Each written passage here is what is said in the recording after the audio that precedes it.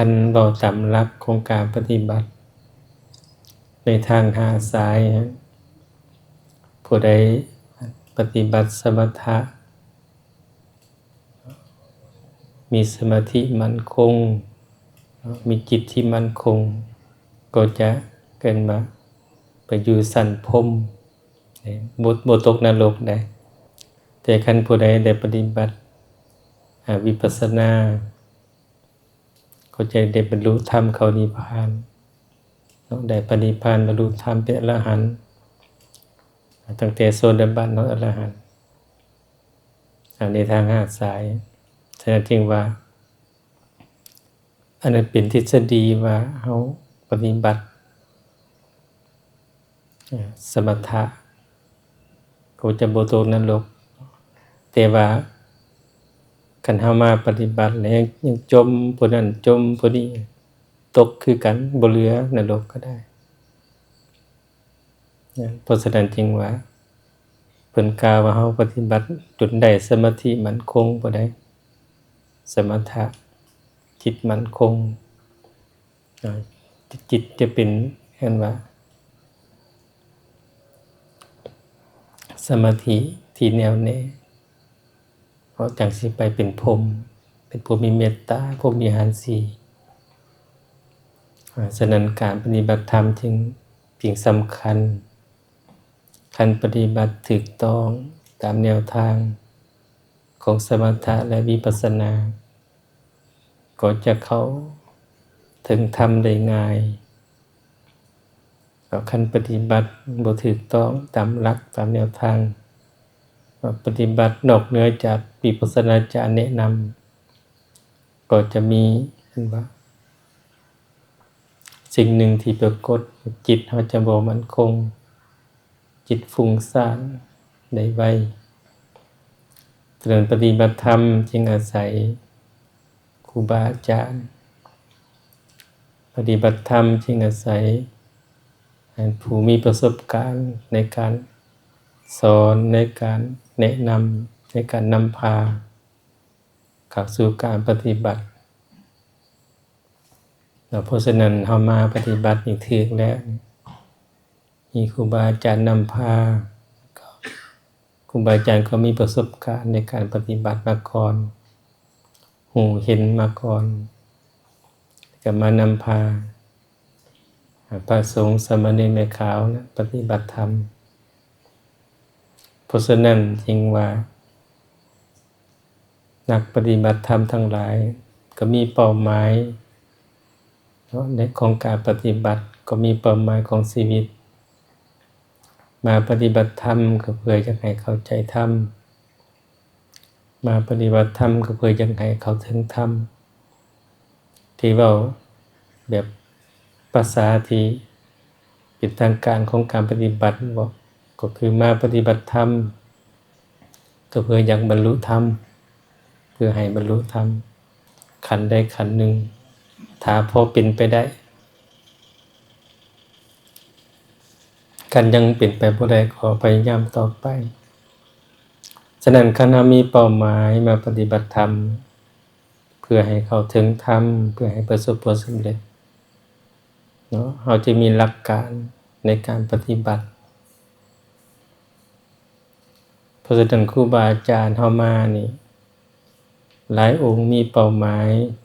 อยากเข้าถึงธรรมหลายองค์ก็มา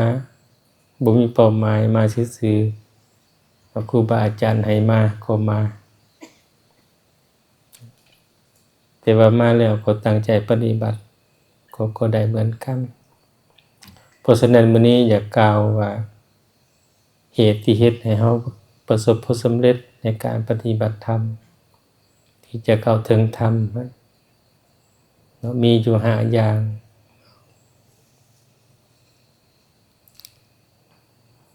อันที่1เพิ่นว่าศรัทธาที่1เรียกว่ามีศรัทธา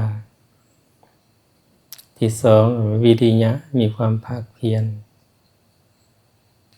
ที่3มีสติรู้สึกตัวอยู่ตลอดเวลาที่ ที่สี่ได้มีสมาธิจิตตั้งมั่นจิตมั่นคงและที่ห้าเลยมีปัญญาอันนี้ว่าเป็นพลังอยู่ห้าอย่างถ้าเราปฏิบัติได้ครบก็จะได้ไวเข้าถึงธรรมได้ไวประสบผลสำเร็จได้ไวศรัทธาซุมเฮาได้มีศรัทธาแล้วคันบ่มีศรัทธาเนี่ยบ่ได้มาเด้มีศรัทธาจริงมาศรัทธาหมายถึงความเชื่อพุทธเจ้าก็กล่าวไว้กับความเชื่อหรือว่าศรัทธาในหลักของพุทธศาสนานี่มีอยู่4ประการอันที่1เพิ่นกล่าวว่าให้เชื่อกรรมให้เชื่อกรรม2ให้เชื่อผลของกรรม3ให้เชื่อว่าทุกคนมีกรรมเป็นของตนและ4ให้เชื่อการตรัสรู้ของพุทธเจ้าว่ามีจริงเชื่อกรรมในที่นี้ในการปฏิบัติของเรานี่คือว่าเชื่อกรรมคือการกระทำกรรมคือการปฏิบัติทางกายวาจาเพราะฉะนั้นเชื่อกรรมคือว่าถ้าเราตั้งใจปฏิบัติ ถ้าเราปฏิบัติถูกต้องตามหลักยืนย่างนั่งนอนคู่เหยียดเคลื่อนไหวไปตามจังหวะไปตามครูบาอาจารย์แนะนำก็ยอมเป็นสมาธิได้ไวหรือว่าเชื่อกรรมคือการกระทำของเรา2เชื่อผลของกรรมถ้าเราตั้งใจนั่งสมาธิเราก็ได้สมาธินี่ถ้าเราตั้งใจย่างจงกรมตั้งใจปฏิบัติธรรมเราก็เข้าใจธรรมเรียกว่าผลของกรรมคือผลของการปฏิบัติของเราถ้าองค์ใดมาแล้วก็ชั้นแล้วก็นอนก็บ่ได้หยังผลของกรรมก็ไปตามผลของการปฏิบัติอันนั้นเรียกว่าผลของกรรมการกระทำผลของกรรมที่3เชื่อว่ากรรมเป็นของทุกคนก็ให้เข้าใจมาในที่นี้มีกรรมอันเดียวกันก็คือกรรมของเราในที่นี้คือการปฏิบัติธรรมก็ปฏิบัติธรรมเหมือนกันครูบาอาจารย์สอนให้เราปฏิบัติเหมือนกันเราก็บ่ต้องสงสัยว่าแต่ละองค์ปฏิบัติแบบใดไปฮอดไสเราฮู้ว่าทุกคนปฏิบัติเหมือนกันก็บ่ต้องสงสัย4มันเชื่อการตรัสรู้ของพระพุทธเจ้าตัวนี้นี่ความเชื่อเหล่านี้ตราบใดที่บ่ทันเข้าถึงธรรมอย่างแท้จริงนะความเชื่อยังบ่มั่นคงความเชื่อยังลังเลสงสัยอยู่คันตราบใดเข้าถึงพระรัตนตรัยเข้าถึงธรรมขั้นใดหนึ่งแล้วจึงเชื่ออย่างสนิทใจว่าเชื่ออย่างตายใจว่าการตรัสรู้ของพระพุทธเจ้ามีจริงแท้แน่นอนบ่ต้องสงสัยนี่ว่าอันที่1ศรัทธาคือความเชื่อในเมื่อเรามีความเชื่อความศรัทธาแล้วต่อการปฏิบัติเนี่ยเราจึงมีความพยายามดุมันบ่ขี้คร้านในการปฏิบัติตื่นดึกลุกเช้าไหว้พระสวดมนต์ปฏิบัติธรรมก็บ่ขี้คร้านเป็นว่าวิริยะคือความเพียรครูบาอาจารย์พาไหว้พระแต่เช้าก็มาไหว้พระแต่เช้าพาปฏิบัติธรรมย่างจงกรมนั่งสมาธิก็บ่ขี้คร้านตั้งใจปฏิบัติฉะนั้นตัววิริยะความเพียรนี่ต้องเฮ็ดให้ต่อเนื่องต้องเฮ็ดให้ต่อเนื่องฉะนั้นผู้ปฏิบัติต้องดุบ่ขี้คร้านปฏิบัติตั้งแต่ตื่นเช้ามาจนฮอดเข้านอนก็ปฏิบัติอยู่ตลอดบ่ให้มันขาดคันเฮาตื่นเช้ามาสวดมนต์แล้ว แต่กลับไปก็ไปนั่งร่วมกันเบิ่งโทรศัพท์ลินโทรศัพท์อยู่ฮอดโมงครูบาอาจารย์ทีละครั้งจึงมาอันนั้นเอิ้นว่าวิริยะความเพียรบ่ต่อเนื่องขาดไปเกิงๆกลางๆผลก็จะบ่ได้ไวฉะนั้นเรียกว่าความเพียรตัวนี้นี่มัน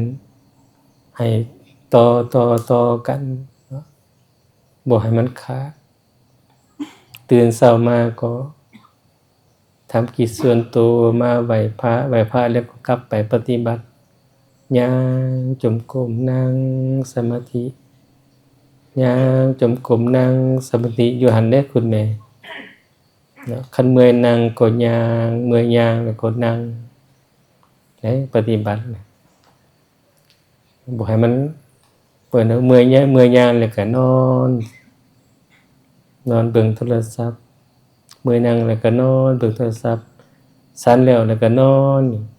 อันนั้นยากสิได้ไวยากสิได้ย้อนเอิ้นว่าอิริยาบถมันบ่ต่อเนื่องนี่อิริยาบถบ่ต่อเนื่องคันเวลาสั่นก็สั่นบ่ได้กำหนดบ่ได้รู้สึกหยังสั่นก็สั่นตามความอยากนี่กิเลสก็เข้ามาเต็มแล้วฉะนั้นจึงว่าเวลาสั่นก็ให้สั่นค่อยๆสั่นค่อยๆหย่ำค่อยๆกลืนเห็นว่าให้มีสติกำหนดหูหย่ำก็หูว่าหย่ำกลืนก็หูว่ากลืนนั่งก็หูว่านั่งว่าให้ย่างก็หูว่าย่างนี่จึงว่าให้กำหนดต่อเนื่องในเมื่อว่าเฮาปฏิบัติต่อเนื่องตลอดแล้วนะความรู้สึกตัวมันจะเกิดขึ้นบัดรู้สึกตัวได้ไวรู้อาการของการย่างรู้อาการของกายรู้อาการของวาจารู้อาการของจิตได้บัดนี้ย่างก็รู้นั่งก็รู้หายใจเข้าหายใจออกก็รู้บัดนี้อ้าวมันเป็นหยังเป็นจังซั่นแสดงว่าสติมันแก่กล้าเด้มันแก่กล้ารู้สึกตัวอยู่ตลอดอันนั้นเอิ้นว่าสตินั่นคือความรู้สึกตัวหรือว่าง่ายๆแบบสติคือหูเมื่อคิงฮู้อยู่ติงแล้วนึงก็ฮู้เนี่ยสติมันจะมาฉะนั้นสติสิแก่กล้าไว้สิฮู้ได้ไวมาจากการย่างเด้อคุณแม่ย่างจงกรมตัวนี้สติสิแก่กล้าได้ไวผู้ใดมันย่างจงกรมคันปฏิบัติในแนวของวัดปานาคูลมันจะมีอิริยาบถหลายอย่าท่านสรีอย่าท่านปานสอนไว้จะมีอิริยาบถย่างแล้วก็กราบกรรมฐาน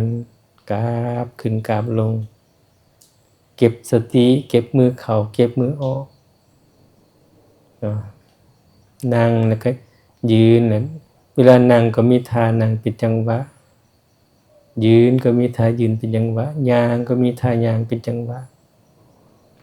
ตัวนั้นปฏิบัติแบบนั้นจะสติจะได้ไวที่สุดเพราะว่าเวลาเฮากราบกรรมฐานก็กราบให้ได้ชั่วโมงนึงเวลาย่างจงกรมก็ย่างให้ได้ชั่วโมงนึงเวลาเก็บสติเก็บมือเข้าหาเก็บมือออกหาก็ให้ได้ชั่วโมงนึงนี่มันก็จะไวสติจะมาไวความรู้สึกตัวได้ไวเพราะฉะนั้นจึงว่าตัวความรู้มันนี้สำคัญเป็นตัวปฏิบัติตัวจริงใครพอได้ดูพอได้มันปฏิบัตินะให้มันต่อเนื่องก็เห็นไว้เข้าใจไว้ได้คุณแม่เพราะฉะนั้นเป็นหยังเฮามาปฏิบัติธรรมทุกปีถามยามใดก็คือเก่าย้อนจากซั่นแหละเลิกจากนี้เมื่อก็ไปอยู่ธรรมดาอัน เผลอๆพระก็บ่ไหวพระสวดมนต์ก็มีสมาธิก็บ่นั่งแฮงไกลได้เมื่อนั้นบัดนี้เฮ็ดแต่แนวอื่นเบิ่งแต่โทรศัพท์มันตั้งแต่ค่ำมาจนแจ้งก็มีเล่นเกมเล่นโทรศัพท์มันสติสัมปชัญญะมันก็ไปนำเกมไปนำโทรศัพท์หมดบัดความรู้สึกตัวบ่มีแต่ฟุ้งซ่านเฮ็ดได้สิได้สมาธิเฮ็ดได้สิได้ปัญญาบัดอันนั้นจึงหมายถึงว่าความบ่ต่อเนื่องของเฮาน่ะมันเป็นจังซั่นแหละมันก็เลยขาดไปปีหน้ามาใหม่มาปฏิบัติ7มื้อพุ่นปีหนึ่งจังมาเทื่อหนึ่งมาปฏิบัติปีหนึ่ง365วันมาปฏิบัติแต่7วันยังเหลือจักวันนั่น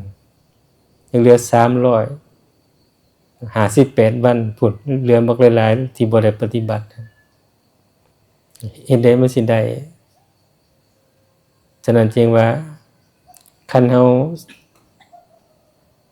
เข้าใจแล้วมันง่ายปฏิบัตินั้นเฮ็ดทุกลมหายใจเข้าออกก็เป็นการปฏิบัติไปบ่ให้มันขาดสายให้มันต่อเนื่องฉะนั้นผู้สนใจต่อการปฏิบัตินี่จึงตั้งเป้าหมายแล้วก็จัดสรรเวลาเข้าหาการปฏิบัติให้มันเข้มข้นต่อเนื่องให้มันได้ก่อนจึงออกมาสู่โลกภายนอกมันก็จะสามารถ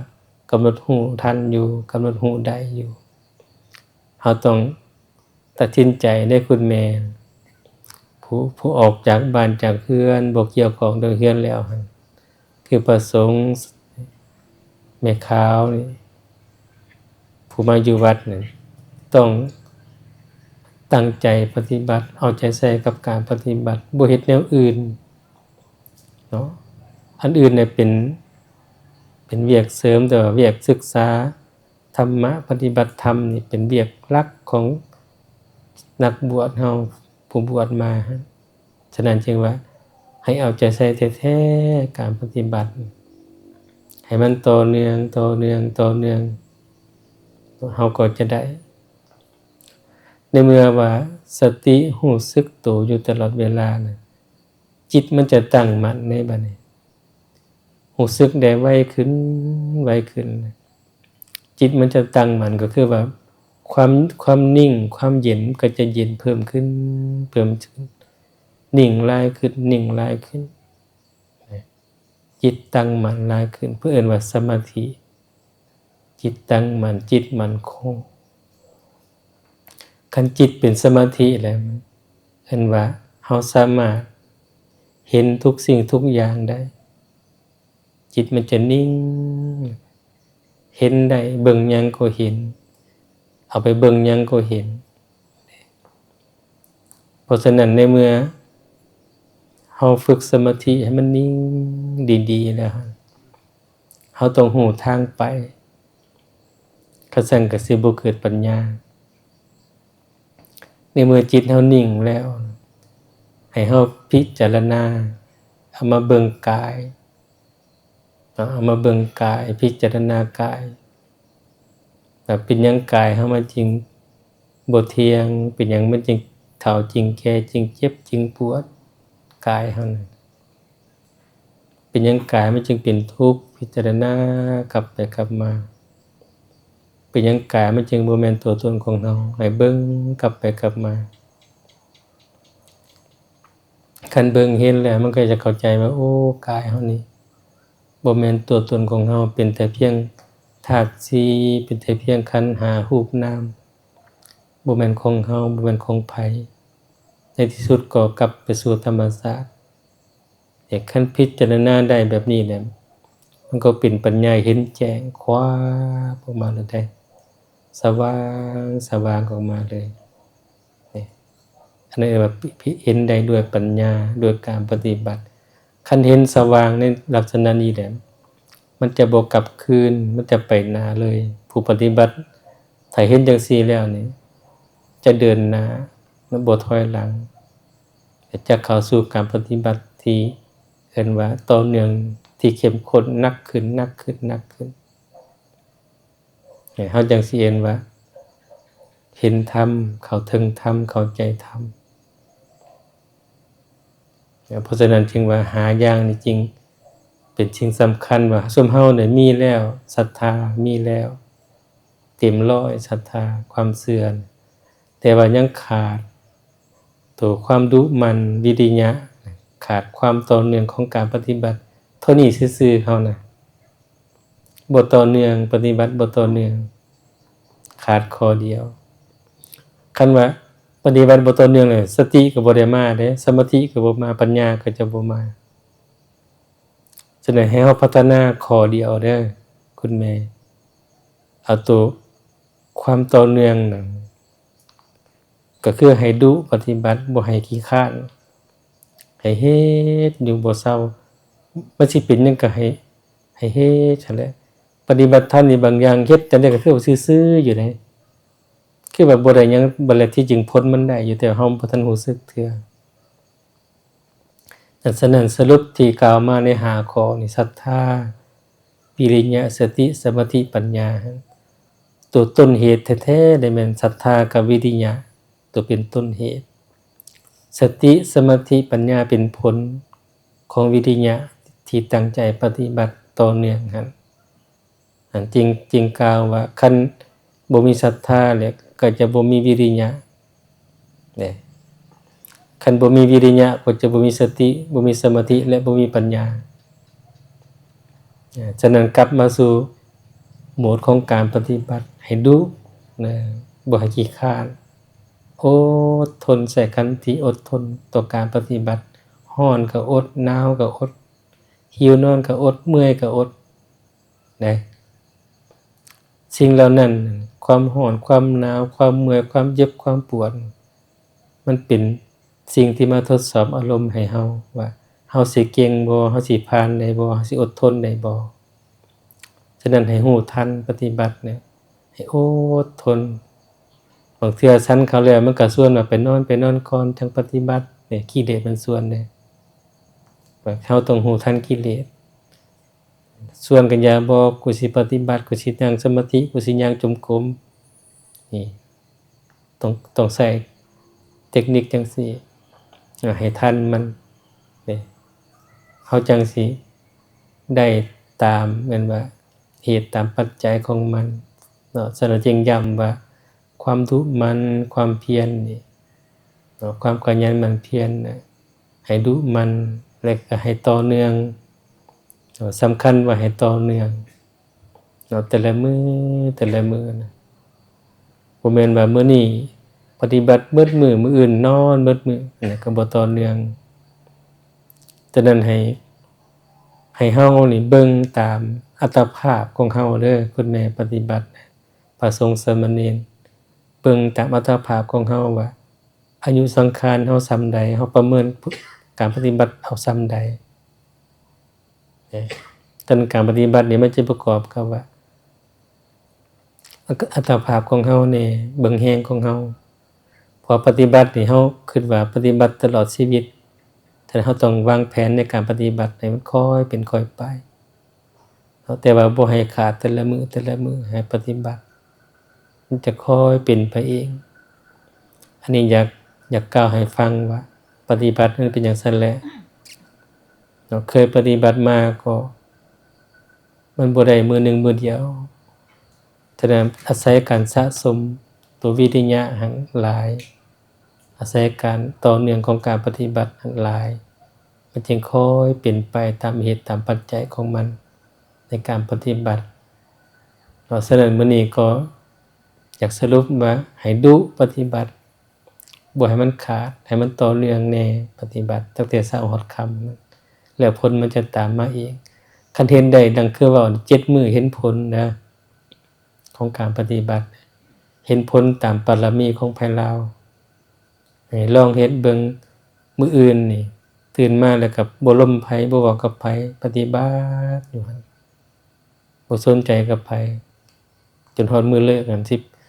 อีก 3-4 มื้อเลิกก็ยังก็เห็นผลได้อยู่ลองเบิ่งเด้อในการปฏิบัติให้อยากให้เฮ็ดแท้บ่อยากให้เฮ็ดเป๊ะๆบางๆเนาะมัน